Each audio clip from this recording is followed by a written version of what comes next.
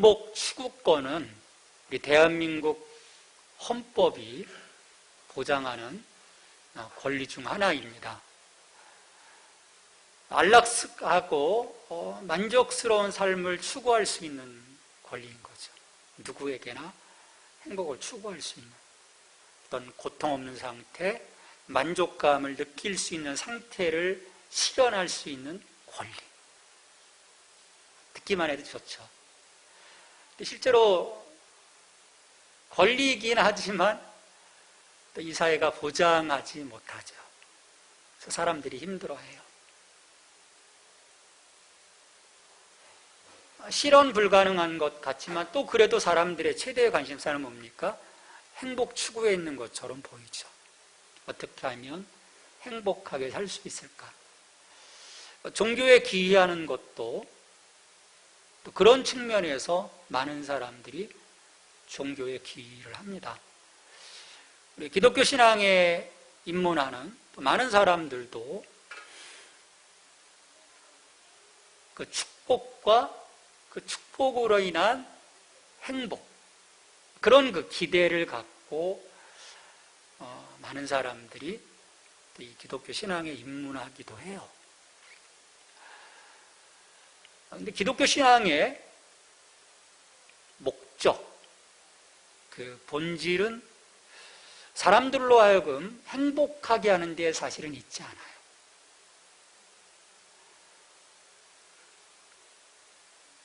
하나님께서 우리를 그 부르심은 어떤 행복으로의 초대가 아니에요, 실은. 거룩함으로의 초대인 거죠. 내가 거룩한 것처럼 너희도 거룩하라고 말씀하시는 그 자리로, 세상과 구별된 그 자리로 우리를 부르시고 계시는 거죠. 그러니까 그리스도의 희생을 통해서 새로운 관계 안으로 우리를 부르고 들어주시는 거예요. 새로운 관계. 어떤 관계냐 하면 진노의 자녀에서 하나님의 사랑받는 자녀로의 부름인 거죠. 그래서 하나님은 우리 하나님이 되시고 아버지가 되시고 우리는 하나님의 자녀가 되어지는 그 관계. 그래서 우리 에베소서 1장 5절 말씀에 보면 그 기쁘신 뜻대로 우리를 예정하사 예수 그리스도로 말미암아 자기의 아들들이 되게 하셨으니, 그러니까 허물고 죄로 죽었던 우리를 하나님께서 그리스도 안에서 살리시고 자녀 삼아주심, 그리고 그 자녀 삼아주심을 통해서 하나님이 우리를 인도하여 가고자 하시는 그 골에 대한 분명한 확신이 있을 때 우리는 이 신앙 안에서 하나님의 그 놀라운 은혜를 보기 시작하는 거죠. 이걸 보지 못하면 수박 겉핥기 식의 신앙이 되는 거예요. 정말 이 신앙 안에서 우리에게 주시는 그 하나님의 그 마음을 우리가 누릴 수 없는 거죠. 실은 그 마음, 아버지의 마음을 우리가 누리기 시작하면서 실은 세상에서 줄 수 없는 그 마음의 평안, 행복, 그게 저는 싹트기 시작한다고 생각을 합니다. 그러니까 우리의 신앙은요, 단순히 예수 믿고 구원받아 하나님의 복을 누리는 차원이 아닙니다.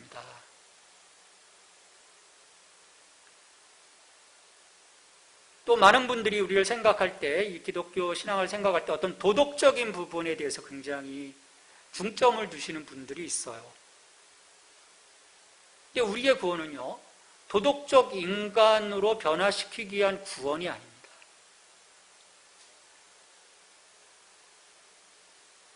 세상이 악하고 악하다고 하지만 그 주변을 둘러보면요, 정말 선한 사람들 많습니다. 도덕적인 분들이 참 많아요. 물론 그 선함과 도덕적인 삶을 다 함몰시켜버리는 악이 이 세상 가운데 흘러넘치고 있어서 그것이 문제이긴 하지만, 하나님은 그런 도덕적이고 선한 삶에 대한 그런 부분들을 우리에게 요청하시는 건 아니에요. 근데 이걸 또 무시하는 건 아닙니다. 우리 성경을 보면 우리의 도덕적 삶에 대해서도 분명히 말씀을 하세요. 우리 마태복음 5장 10절에 보면 더 잘 살 것을 요구하시면서 예수님께서 이렇게 말씀을 하십니다.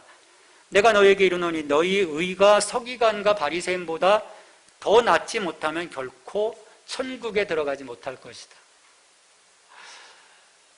바리새인과 서기관의 어떤 그 모습은요, 오늘 현대 이런 모습과 일치되는 거예요.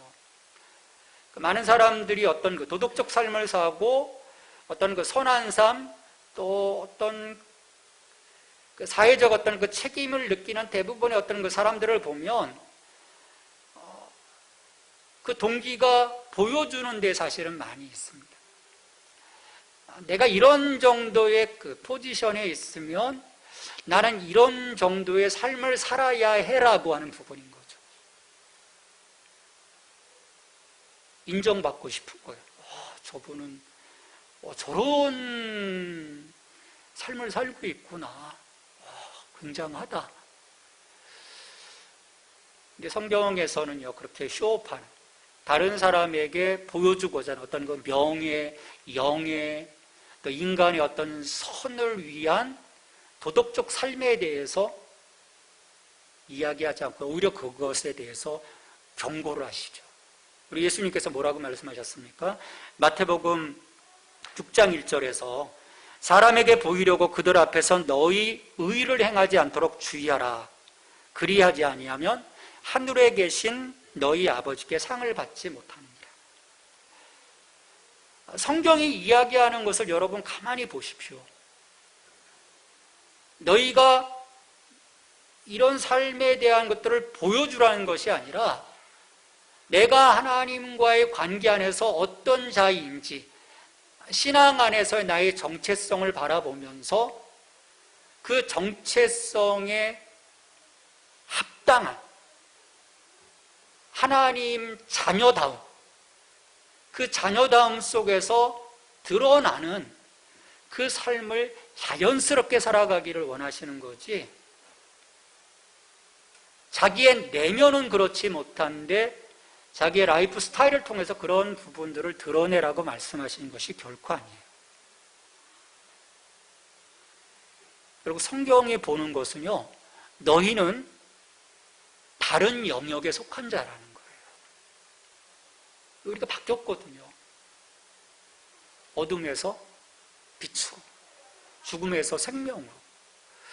이 포지션이 내 삶의 자리가 사실은 바뀌어진 거예요. 물론 이 나라 가운데 있지만 이 나라 가운데서도 하나님은 우리를 구별하셨다라고 하는 그 부분을 성경은 계속 보여주고 있고요.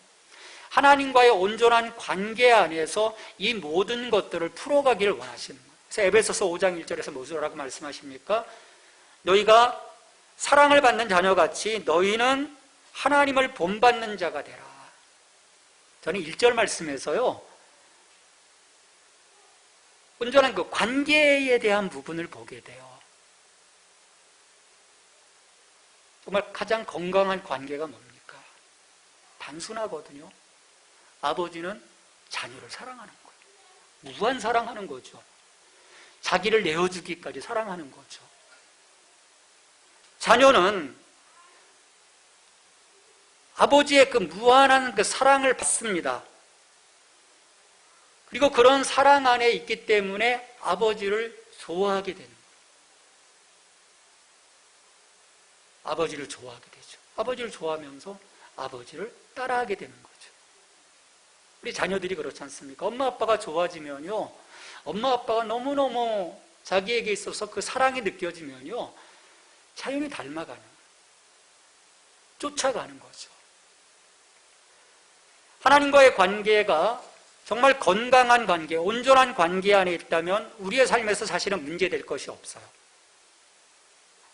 내가 하나님의 사랑을 정말 받고 있구나, 하나님의 사랑이 이런 거였구나라고 느끼고 확신하고 그것이 내 삶의 어떤 그 지배적인 어떤 힘이라면 우린 자연스럽게 하나님의 그 거룩함 안에 거하기를 서서히. 그래서 그 거룩이 나의 삶이 되어지고 체질이 되어지는 거죠. 억지로 되는 거는 하나도 없는 거예요. 성령 안에서 이 모든 것들이 하나하나 자연스럽게 되어지는 겁니다. 그래서 성경은 항상 관계에 대한 부분을 이야기하는 것입니다. 온전한 관계 안에 서 있도록. 그래서 구원받은 하나님의 자녀들에게 어떻게 우리가 하나님 앞에서 사랑 가운데, 거룩함 가운데, 정결함 가운데 행할 수 있는지. 근데 이 관계가 어그러지면 이 모든 것들은 사실은 쉽지 않은 거예요. 내 마음이 기쁘지 않은데 사실은 의무로 행하는 게 가장 힘들거든요. 그 자연스러움, 나의 어떤 헌신과 나의 기쁨이 아닌데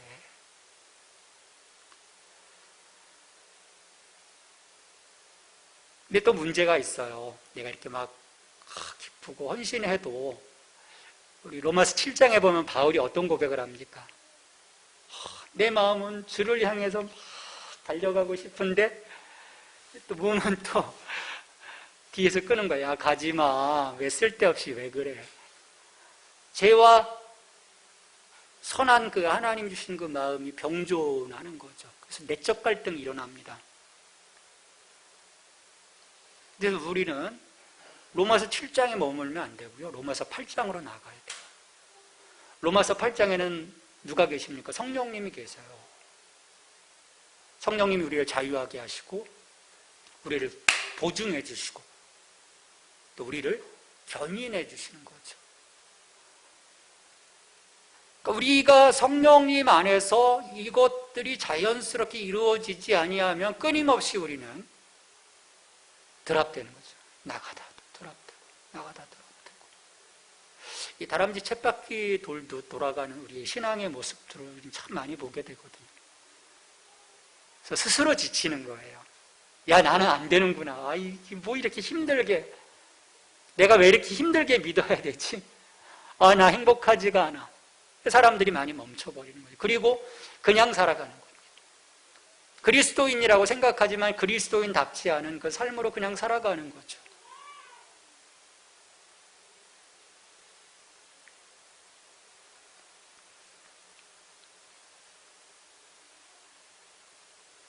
근데 그런 수준으로 가게 되면요,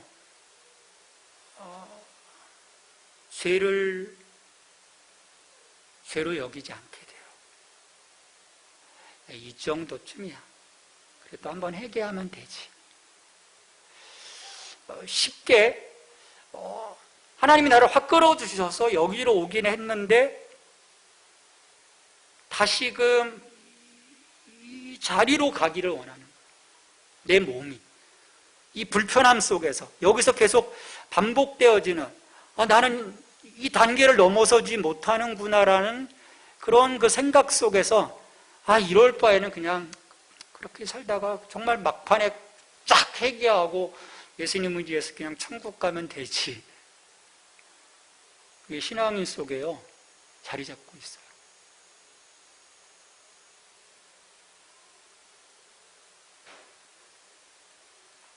저는 처음엔 그게 이해가 안 됐는데요. 요즘은 이해가 돼요. 말씀을 보면서 사람들이 이런 심리 때문에 저렇게 살아가고 있구나.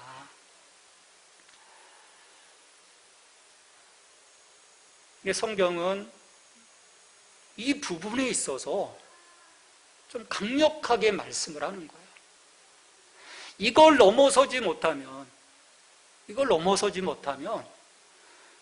우리의 신앙은 결실을 맺을 수 없다는 거예요. 우리가 속고 있다라는 거죠. 자, 오늘 말씀에서 보면 3절에서 1절, 2절에서 하나님을 본받으라 또 그리스도께서 어떤 희생적인 사랑을 보여주셨는지를 말씀을 하고 3절부터 7절까지는 다시 오늘 우리의 현실로 내려와서 야, 너희가 하나님의 사랑을 받고 본받고 또 그리스도의 희생적 사랑을 통해서 너희들이 새로운 포지션을 얻었는데 왜 자꾸 그 옛사람의 자리에 서서 그것들을 벗어나지 못하고 있니? 이걸 너희들이 좀 벗어나야 한다라고 하는 말씀이 오늘 말씀의 초점이에요. 그리고 벗어나지 못하면 너희들이 기대하는 것은 없어라고 말씀하는 거예요. 우리는 기대하거든요. 내가 잘못하면서도 기대하는 거예요. 하나님, 사랑의 하나님이신데 기대하는 거예요. 근데 그 기대가 없다라고 말씀을 하시는 거예요. 자, 3절 말씀 보십니다. 음행과 언과 더러운 것과 탐욕은 너희 중에서 그 이름조차도 부르지 말라. 이는 성도에게 마땅한 바니라. 제 영역에 대해서 단호하도록 말라. 너라고 얘기하는 거예요. 그 이름조차도 부르지 말라. 어떤 행함에 대한 부분을 얘기하는 것이 아닙니다. 행함을 이야기하는 것이 아니에요. 그 상황, 그 상태, 그것들에 대해서 말하지 말라라고 얘기를 해요. 언급조차 하지 말라. 이름을 부르지 마라. 언급하지 마라. 암시하지도 말라. 아예 거기에 얼씬거리지도 말라. 지금 이 에베소 교회 안에 에베소 도시라고 하는 그 상황들을 지금 생각하면서 말씀하는 거예요.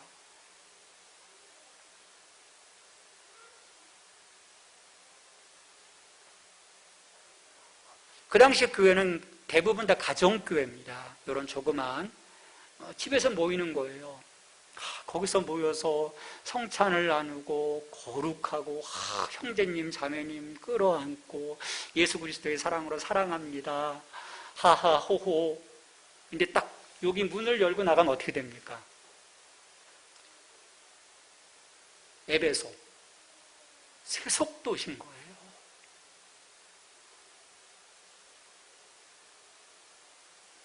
오늘날처럼 국성스러운 엄마들 주택가에 술집 만들지 마 그런 데모데 그 당시는 그런 상황이 아닌 거예요. 그냥 널려 있는 상황들이 오늘 말씀하고 있는 어떤 음행과 온갖 더러운 것과 탐욕이 에베소 도시 곳곳에 그냥 그 거리거리에 흘러 넘치고 있는 거예요. 그냥 나가면 그것들이 와서 붙어버리는 거예요. 그런 상황들인 거예요. 그런 상황 속에서 너희들 그것이 보여지지만 너희들은 거룩한 하나님의 전으로서 너의 입으로 그것들을 표현조차 하지 말라라고 하는 것은 뭐냐면 그들을 과감하게 끊어내라는 거죠. 우리가 성도로서 마땅히 해야 할 것을 너희들이 이야기해야지 하나님의 말씀을 이야기하고 생명을 얘기하고 그리스도를 얘기하고 우리가 나아가야 할 신앙적 삶에 대한 그 부분들을 너희들이 고백하고 간증해야지 너의 그 거룩한 입술로 그 옛날 누렸던 것들 그것을 하나하나 되새기지 말라는 거예요. 소위 이런 거죠. 라떼는 그때는 좀 그래도 좀 그런 얘기를 하지 말라는 거예요.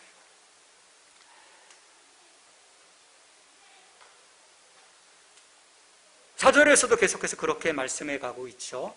누추함과 어리석은 말이나 희롱의 말이 마땅치 아니하니 오히려 감사하는 말을 해라. 계속 마땅치 아니하다라는 얘기를 해요. 마땅치 아니하다. 마땅치 아니하다. 우리 그런 소리 하잖아요. 야, 너답지 않아. 그런 행동은. 평소 알고 있는 그 행동과 다른 행동들을 할 때 그런 거예요.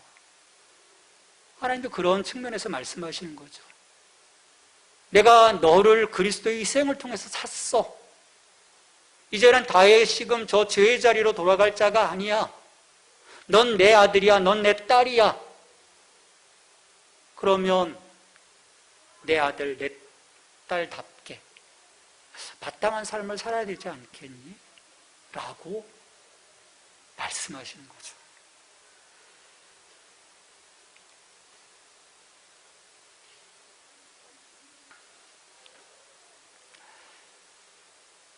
근데 여전히 이 세속 도시에서 놀던 가락으로 말하고 행동하고 그것을 즐기고 있다면 그리스도의 나라에 들어갈 수 없다라고 하는 그 부분을 말씀을 하는 것입니다.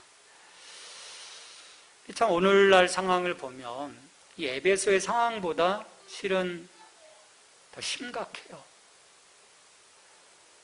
더 다양한 소통 방식을 가지고 있고요. 그래서 이 현대 그리스도인들은 더욱 다변화돼서 죄에 빠지도록 유혹하는 것들로 사실은 에워싸여 있어요. 그래서 그런 그 다양한 매체들을 통해서 쉽게 말하고 듣고 보고 생각하고 또 은밀하게 표현하기도 하는 거죠. 근데 그러다 보면 그게 죄인 줄 모르고 조금씩 덜미를 잡히게 되죠. 기독교 지도자들 가운데도 이런 케이스들이 계속 전 세계적으로 드러나고 있거든요. 쉽게 클릭했던 그것들이 자기를 무너뜨리는 거예요. 에베소 교회는 그 현장으로 가야 거기에서의 어떤 그 타락함에 같이 어우러지는데 지금은 내 삶 속으로 다 들어와 있어요. 다양한 매체들을 통해서. 자기도 모르게 거기에 휘말리는 경우들을 보게 돼요. 한국 교회 안에서도 그런 모습들이 계속 지금 드러나고 있어요.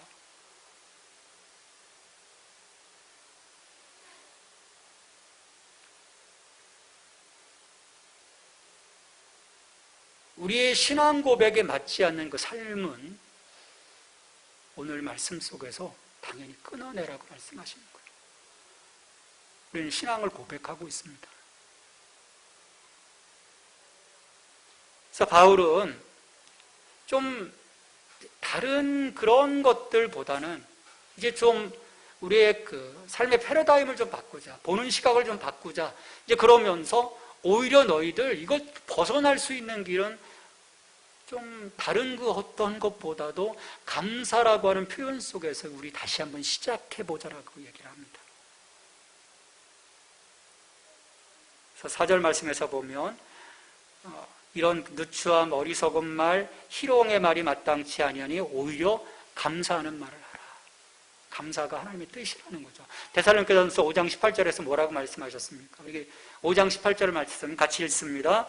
범사에 감사하라. 이는 그리스도 예수 안에서 너희를 향하신 하나님의 뜻이니라. 여러분 모든 것에 감사하면요 잘못될 일이 사실은 없어요. 우리가 불평하고 걱정하고 염려하다 보니까 잘못되는 거죠. 모든 일에 감사하면. 그래서 우리 그리스도인의 입술에는요 감사의 찬양이 늘 머물러 있어야 돼요. 그래서 감사가 넘치는 삶과 거기에서 비롯된 기쁨은 그리스도인의 삶을 사실은 빛나게 하는 증거들인 거예요. 밖에 나가보세요. 감사하는 사람들이 누가 있어요? 얼마나 있겠습니까? 우리가 감사할 때 우리를 빛나게 하는 증거가 되는 것들입니다.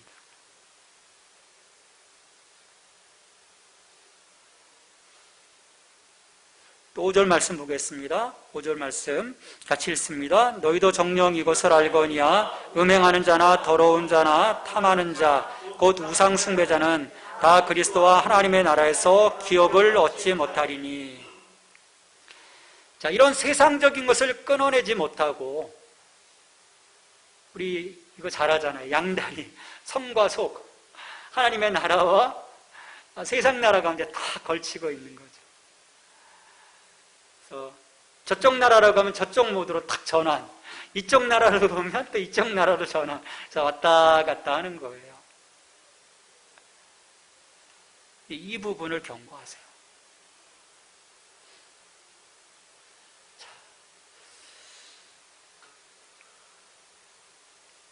성경은요 분명하게 말씀을 합니다. 음행하는 자나 더러운 자나 탐하는 자 곧 우상 숭배자는 그리스도와 하나님의 나라에서 기업을 얻지 못한다. 사랑의 하나님이신데 그렇게까지 하실 수 있을까? 용서해 주시지 않는 거 아닌가? 라는 생각을 할 수 있지만 일단 아니라고 분명하게 말씀을 하세요. 그러니까 이걸 다시 한번 정확히 말씀을 드리면, 사도 바울이 말씀하고 하는 이 의미가 뭐냐면, 우리가 죄악을 습관적으로 지속하고 있다면, 그것이 그 사람의 일상이라면, 그와 같은 인간은 하나님의 나라에서 기업을 얻을 수 없다라고 얘기를 하는 거예요. 나 구원받았는데? 아니에요. 구원받은 것이 아니라는 거예요. 그거 자체가 시작이 아니라는 게 거짓이라는 거죠. 근데 여기서 우리가 조심해야 될 부분이 있습니다. 바울은 지금 이런 여러 가지 죄악들을 얘기했잖아요. 이 죄악 중에 어떤 한 가지에 실족하여 넘어진 사람은 누구든지 하나님 나라에서 영원히 축출될 것이라고 말하고 있는 게 아니에요. 그 굉장한 차이가 있습니다.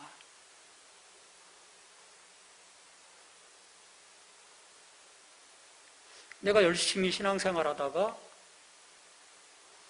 이런 한 가지 죄에 순간 실족했어요. 그럼 우리의 구원이 무효화되는 걸까?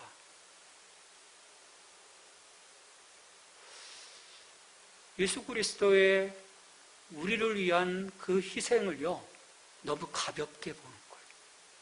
소위 싸구려 은혜로 만드는 것입니다. 아니에요. 하나님이 나를 위해서 자신의 생명을 주신 그 구속을 통해서 우리가 용서함을 받았어요. 그 한 가지 실수 때문에 나의 모든 것이 끝난다라고 하면 그건 복음이 아닌 거죠. 그걸 얘기하고 있는 게 아니에요. 바울이 얘기하고 있는 것은 죄가 그 사람의 특징일 때, 바로 그것이 그의 삶의 방식이라면, 그것이 그의 인격의 실상이요 분위기라면, 그가 죄의 영역에서 행복을 느끼고 바로 그것을 추구하는 삶을 살아가고 있다면, 나 그리스도인입니다라고 이야기하면서도 여전히 이런 모습 속에 있다면, 그는 그리스도와 하나님의 나라에서 그 어떤 기업도 얻을 수 없다라고 선포하고 있는 것입니다. 죄 가운데 있는데, 거기 머물러 있는데 어떻게 무엇을 힘입어 그가 하나님 나라에 서 있을 수 있겠습니까? 그리스도와 무관한 거죠. 그리스도와 무관한 삶을 살아가고 있는 거예요.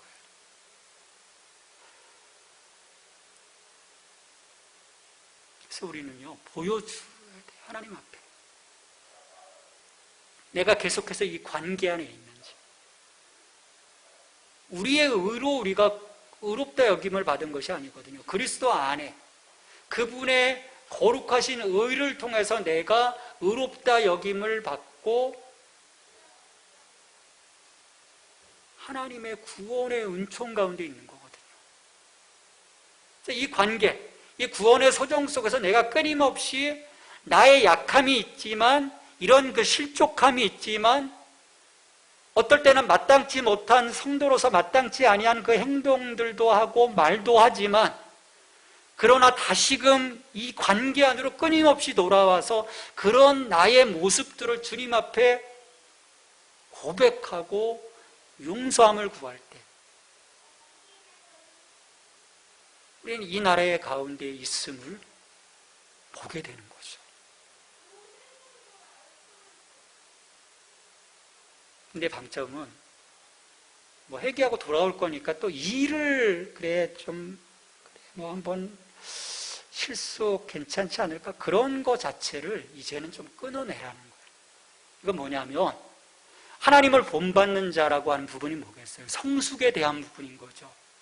우리가 그리스도인을 믿으면서 여전히 그 아이들과 같은 그 모습으로 이제는 살아가지 말고 장성한 믿음의 분량으로서의 모습들을 이제 보여주기를 하나님이 원하시는 거예요. 나 은혜 받았어. 너무너무 좋아. 그 단말마적인 신앙의 그 자그마한 그 형태 속에 너희들이 묶여있지 말고 이제는 아버지에게 기쁨을 줄 수 있는 성장한 자녀로서의 그 모습, 그 모습 속에는 뭐가 있겠습니까? 그 거룩하신 하나님을 닮아가고자 하는 그 열망을 갖고 있는, 그래서 조금씩 조금씩 그의 삶 속에서, 그의 언어 속에서, 행동 속에서 그 거룩함의 결실들이 드러나고 있는 그 모습을 이제는 보여주라는 거예요. 계속 미미한 그 나의 그 작은 실수 속에서 계속 반복하고 있지 말라는 거예요.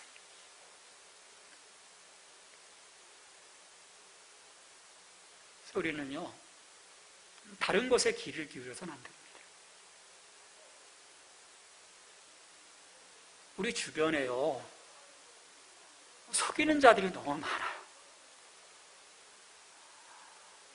유튜브를 통해서, 요즘은 유튜브가 대세지 않습니까? 유튜브 들어가서 보면요, 너무 우리를 속이는 것들이 많아요. 거룩함을 가장한, 광명한 천사를 가장한 그런 사탄의 소스들이 너무 많은 거예요. 그러니까 우리의 신앙이 왜곡될 수밖에 없죠. 그래서 우리에게 영적 분별력이 필요합니다. 이 시대에요, 내가 실족하지 않고, 오늘 성경도 분명하게 말씀하거든요. 누구든지 헛된 말로 너희를 속이지 못하게 하라. 이로 말미암아 하나님의 진노가 불순종의 아들들에게 임하나니. 하나님의 진노가 임할 그 속이는 자들에게 우리가 속지 말아야 하는 거예요. 그래서 내가 바로 설 수 있는 거죠. 속지 않기 위해서는 어떻게 해야 합니까? 그러므로 그들과 함께하는 자가 되지 말라. 끊어내라는 거예요.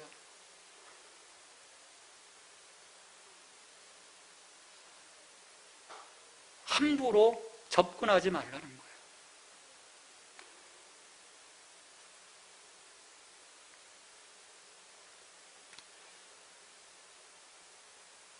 나는 신앙하면서 좀 축복받고 행복하면 좋겠는데 이렇게 복잡할까? 우리가 하나님의 자녀로 살아간다는 거, 어떤 면에서 많은 부분들을 내려놔야 되기 때문에 그것이 고통이고 아픔일 수도 있어요. 어떨 때는 관계도 끊어내야 될 때도 있어요. 내가 좋아했던 거 내려놔야 할 때도 있어요. 근데 시간이 지나면요, 지금 그것이 내게 고통이고 어려움이지만 시간이 지나면 우리는 다시금 내가 이전에 누렸던 것과는 다른 차원의 것들을 하나님이 채워주시는, 우리는 그것을 신령한 복이라고 하죠. 그 신령한 복으로 인해 우리는 기뻐하게 될 거예요. 우리 신앙의 힘이 거기에 있습니다. 기독교 복음의 힘이 실은 거기에 있어요. 여러분, 행복은요, 우리의 가는 이 여정의 결실 가운데 주어주시는 하나님의 선물인 거예요. 그래서 시인은요, 이 원리를 알고 있기 때문에 시편 126편 5절에서 이렇게 노래할 수 있었어요. 눈물을 흘리며 씨를 뿌리는 자는 기쁨으로 거두리로다. 한번 눈물 한번 뿌려보십시오. 하나님을 믿고 내가 정말 하나님을 닮아가겠습니다. 그 거룩함의 초대 가운데 응하겠습니다.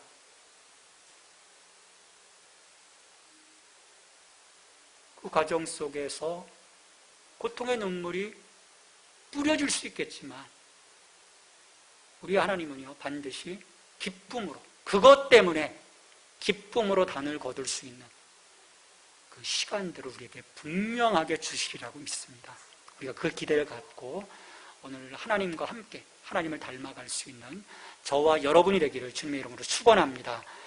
우리 같이 기도하겠습니다. 주님, 주님을 닮아 우리의 삶을 살아가기에 정말 기뻐할 수 있는 저희 되게 도와주시고, 그 삶의 뒤에 찾아오는 그 선물로서의 그 기쁨, 감사, 행복을 우리가 누릴 수 있는 자녀들 되게 도와주시옵소서. 같이 기도하십시다.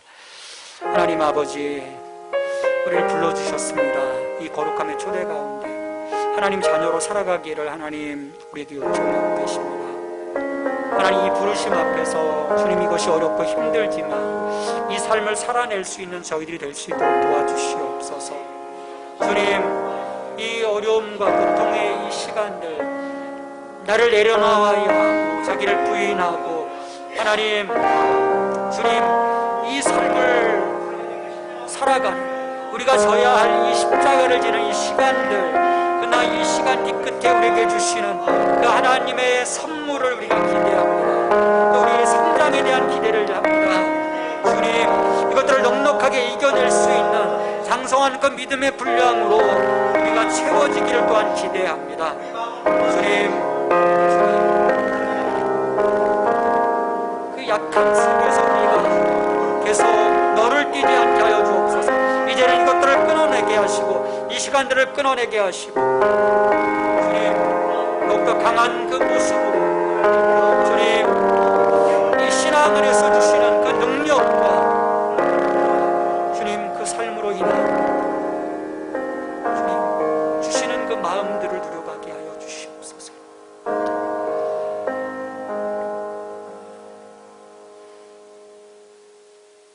우리를 구별하시고 우리를 자녀로 불러주셨으며 우리가 응답하고 이 시간 살아가고 있습니다.